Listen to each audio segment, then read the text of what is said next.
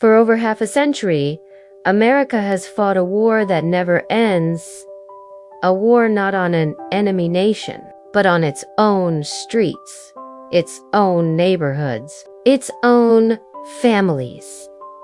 Politicians called it the war on drugs. They promised protection, order, and safety.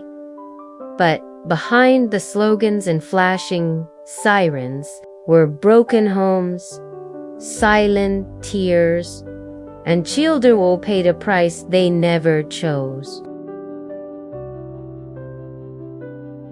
In the 1970s and 80s, a single arrest could mean a lifetime of loss. Harsh laws demanded mandatory prison, sentences even, for small amounts. By the 1990s, 1 in 3 black men in America faced imprisonment at some point in their lives.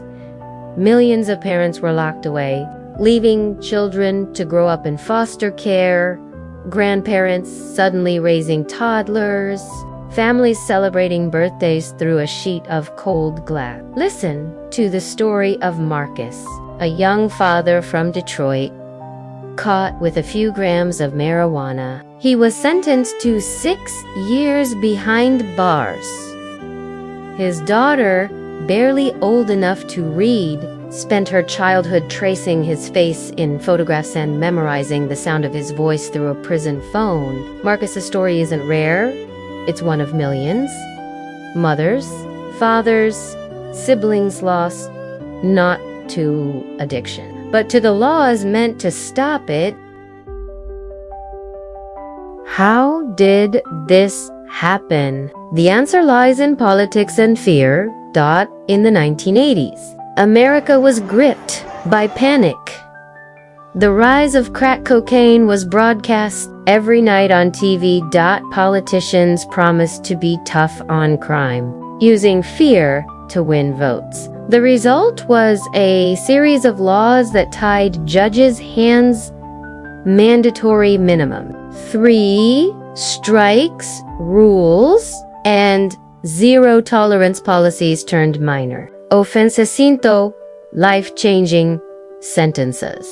The war on drugs became a war on people, particularly poor and minority. Communities, entire neighborhoods were hollowed out. Schools lost students, streets lost fathers, and America's prison population become the largest in the world. The damage didn't stop at the prison gate. Children who grow up with an incarcerated parent are twice as likely to struggle with poverty, mental health issues, and addiction themselves.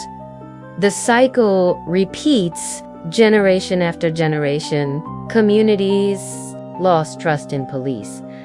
Families learned to fear the very institutions claimed to protect them. Addiction didn't disappear, it simply went underground, harder to treat, more deadly than ever. But history does not have to repeat itself. In recent years, a quiet revolution has begun. More than 20 states have legalized cannabis. Thousands of old convictions have been erased. Cities are experimenting with harm reduction programs, offering treatment instead of punishment. Community organizations are reuniting families, giving parents a second chance, and proving that compassion can succeed where fear once ruled. These changes are small, but they matter. Every expunged record is a child who gets to see their parent come home. The war on drugs was meant to protect families. Instead, it broke them. But a new chapter is being written. One built not on fear, but on healing, treatment, and second chances. The question is no longer whether America can win this war.